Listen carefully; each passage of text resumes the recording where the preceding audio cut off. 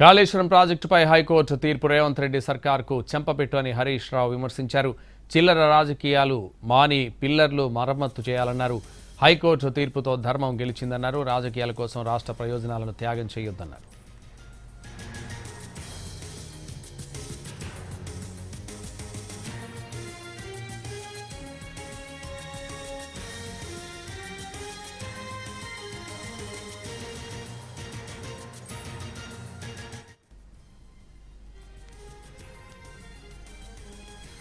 కాళేశ్వరం ప్రాజెక్టుపై హైకోర్టు తీర్పు రేవంత్ రెడ్డి సర్కార్కు చెంపపెట్టని హరీష్ రావు విమర్శించారు. చిల్లర రాజకీయాలు మాని పిల్లర్లు మరమ్మతు చేయాలన్నారు. హైకోర్టు తీర్పుతో ధర్మం గెలిచిందన్నారు. రాజకీయాల కోసం రాష్ట్ర ప్రయోజనాలను త్యాగం చేయొద్దన్నారు.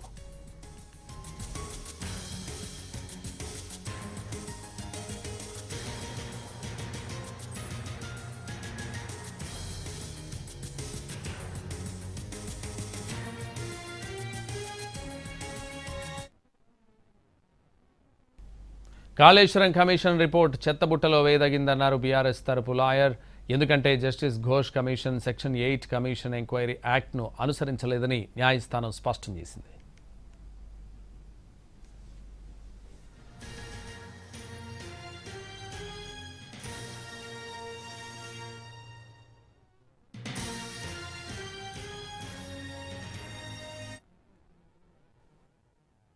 గారు మిగతా ఆఫీసర్ సంబంధించి ఎందుకంటే కమిషన్ ఆఫ్ ఎంక్వైరీ ఒక ఫండమెంటల్ ప్లా చేసింది. ఎవరి మీద నేను యాక్షన్ తీసుకోమని ఏమైనా రిపోర్ట్ ఇచ్చినప్పుడు వారికి సో ఎవరు ఎన్ని కుట్రలు చేసినా ఎన్ని ప్రయత్నాలు చేసినా అంతిమంగా ధర్మం జయిస్తుందని సత్యమే నిలుస్తుందనేటువంటి విషయం ఇవాళ హైకోర్టు తీర్పుతో స్పష్టమైపోయింది. ముఖ్యంగా రేవంత్ రెడ్డి ప్రభుత్వం గత బీఆర్ఎస్ ప్రభుత్వం మీద బురద జల్లాలని, ఏదో ఒక రకంగా రాజకీయ లబ్ధి పొందాలని ఆ రోజు ఎన్నికల ముందు ప్రయత్నం చేసినారు. ఇప్పుడు కూడా గత 2 సంవత్సరాలుగా అదే ప్రయత్నం చేస్తూ వచ్చారు. రకరకాల లీకులను పంపుతూ, అక్రమ కేసులు బనాయిస్తూ ఏదో ఒక రకంగా బీఆర్ఎస్ పార్టీపై బురద జల్లే ప్రయత్నం చేసినారు. కానీ నేటి తీర్పుతో ప్రాథమిక హక్కులు, సహజ న్యాయ సూత్రాలను విస్మరిస్తూ ఘోష్ కమిషన్ ఇచ్చిన రిపోర్టు చెల్లదని, ఆ రిపోర్టు ఆధారంగా ఎలాంటి చర్యలు తీసుకోకూడదని రాష్ట్ర సర్వోన్నత న్యాయస్థానం ఇచ్చినటువంటి తీర్పు రేవంత్ రెడ్డి గారికి, కాంగ్రెస్ పార్టీకి చెంపపెట్టు. ఇప్పటికైనా రేవంత్ రెడ్డి గారు ఈ చిల్లర రాజకీయాలు మాని ఆ కుంగిన 2 పిల్లర్లను వెంటనే మరమ్మతు చేసి రాష్ట్ర రైతాంగానికి సాగునీరు అందించాలని చెప్పి కోరుతా ఉన్నాం. ఎందుకంటే ఇప్పటికే 2.5 సంవత్సరాల విలువైన సమయాన్ని వృధా చేశారు. కాళేశ్వరం ప్రాజెక్టులో 100 కాంపోనెంట్లలో మేడిగడ్డ ఒక కాంపోనెంటు. ఆ మేడిగడ్డలో ఉండే పదుల సంఖ్యలో ఉండే పియర్స్ లో 2 పియర్స్ మాత్రమే కుంగినాయి. దాన్ని మరమ్మతు చేయకుండా 1,00,000 కోట్లు కొట్టుకుపోయినాయని, కూలిపోయిందని, కూలేశ్వరమైందని పదే పదే మాట్లాడుతూ ఒక అబద్దాన్ని 100 సార్లు చెప్తే నిజమవుతుందనేటువంటి విధంగా గోబల్స్ ప్రచారానికి కాంగ్రెస్ పార్టీ పాల్పడ్డది. సో ఇవాళ తీర్పు మేము స్వాగతిస్తా ఉన్నాం. ఇప్పటికైనా రేవంత్ రెడ్డి గారు వెకిలి చర్యలు మాని, చిల్లర రాజకీయాలు మాని ఆ 2 పిల్లర్లను మరమ్మతు చేసి రాష్ట్ర ప్రయోజనాలు కాపాడాలని కోరుతా ఉన్నాం. ఎప్పటికైనా కాళేశ్వరమే ఈ రాష్ట్రానికి ప్రాణాధారం అవుతుంది. హైదరాబాద్తో సహా మరి 70% తెలంగాణకు త్రాగునీరు అందించే ప్రాజెక్టు కాళేశ్వరం ప్రాజెక్టు. మరి దాదాపు 37 లక్షల ఎకరాలకు సాగునీరు అందించే ప్రాజెక్టు కాళేశ్వరం ప్రాజెక్టు. రాజకీయాలకు అనేక అవకాశాలున్నాయి, రాజకీయాలు చేయడానికి అనేక వేదికలున్నాయి. కానీ రాష్ట్ర ప్రయోజనాలను ఫనంగా పెట్టి రాజకీయాలు చేయకూడదు. రైతుల ప్రయోజనాలు, రాష్ట్ర ప్రయోజనాలను ఎప్పుడైనా మనం కాపాడుకోవాలి. ఏ పార్టీ అధికారంలోకి వచ్చినా, ఏ పార్టీ అధికారంలో దిగిపోయినా కూడా రాష్ట్రం ముఖ్యం, రాష్ట్ర ప్రయోజనాలు ముఖ్యం, రాష్ట్ర ప్రజలు ముఖ్యంగా ప్రభుత్వాలు పనిచేయాలి. రాజకీయాలు చేసుకోవడానికి వేరే ఉన్నాయి. కానీ ఇంత పెద్ద ప్రాజెక్టును ఇన్ని లక్షల మంది రైతుల ప్రయోజనాలు దెబ్బతీయొద్దు. నిజానికి ఒక 100-200 కోట్లు ఖర్చు పెడితే కాళేశ్వరం ప్రాజెక్టులో మరో 2-3 లక్షల ఎకరాలకు సాగునీరు అందించే అవకాశం ఉంది. గత 2.5 సంవత్సరాల నుంచి ₹1 కూడా ల్యాండ్ ఎక్విజిషన్ కి ఇవ్వద్దు అని చెప్పి ₹1 కూడా ఇవ్వలే. ఇచ్చుంటే ఈ పాటికి 2-3 లక్షల ఎకరాల కొత్త ఆయకట్టు వచ్చేది. ఎందుకంటే మోటార్లు రెడీగా ఉన్నాయి, రిజర్వాయర్లు రెడీగా ఉన్నాయి, సబ్స్టేషన్లు రెడీగా ఉన్నాయి, ప్రధాన కాలువలు అయిపోయినాయి, సబ్ మెయిన్స్ అయిపోయినాయి. పంట కాలువలు తవ్వితే ఆయకట్టు వస్తుంది. అది తవ్వకుండా ఒక కుట్రతో కక్షతో వ్యవహరిస్తా ఉన్నారు. వాటిని మానుకోండి. రాజకీయాలు చేద్దాం, డెఫినెట్ గా రాజకీయ పార్టీలు అన్నప్పుడు రాజకీయాలు చేస్తాయి, కానీ దానికి వేదికలు ఉన్నాయి. పర్ఫార్మెన్స్ మీద రాజకీయాలు జరగాలి. మాకంటే బెటర్ గా చేయి నువ్వు, మాకంటే మంచి నీ 6 గ్యారంటీలు, నా 420 హామీల మీద దృష్టి పెట్టి రాష్ట్ర ప్రయోజనాలు కాపాడడం కోసం పనిచేయాలని చెప్పి వారిని కోరుతాం. హైకోర్టు తీర్పు అయిపోలేదు. ఎన్డీఎస్ఏ రిపోర్ట్ ఆధారంగా, విజిలెన్స్ రిపోర్ట్ ఆధారంగా సిబిఐ ఎంక్వైరీ కోసం మేము చేస్తామని చెప్పి కాంగ్రెస్. సరే, మీరు ఇంకా అవే చిల్లర రాజకీయాలు చేస్తే మీకు మళ్లీ తగిన బుద్ధి తప్పకుండా న్యాయస్థానాలు చెప్తాయి. మేము ఎలాంటి తప్పులకు పాల్పడలేదు. రాష్ట్రం కోసం, రాష్ట్ర రైతాంగ ప్రయోజనాల కోసం కేసీఆర్ గారి నాయకత్వంలో బీఆర్ఎస్ పార్టీ పనిచేసింది. మీరు NDSA report is a purely technical report.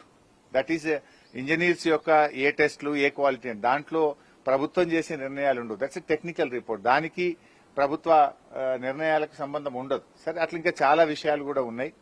సరే, ఇంకా మీరు అలాంటి మకిలీ చర్యలు చేస్తారంటే మరోసారి మీకు భంగపాటు తప్పదు. అంటే గతంలో విద్యుత్ కమిషన్ కావచ్చు, కాలుష్యం కమిషన్ కావచ్చు, రీసెంట్ గా చాలా విషయాల్లో మాత్రం ప్రభుత్వం మీ పైన కూడా కొన్ని చర్యలు తీసుకుంటాము, దానికి సంబంధించి కూడా ఆలోచన చేస్తున్నామని చెప్పేసి చెప్తుంది. ఎలా చూడాలి దాన్ని? అంటే ఇప్పుడు ప్రభుత్వం మీద మేము రోజు విమర్శిస్తా ఉన్నాం, ప్రభుత్వ స్కాములన్నీ బయట పెడతా ఉన్నాం, ప్రభుత్వ వైఫల్యాలను బయట పెడతా ఉన్నాం. 2.5 సంవత్సరాలు అయింది.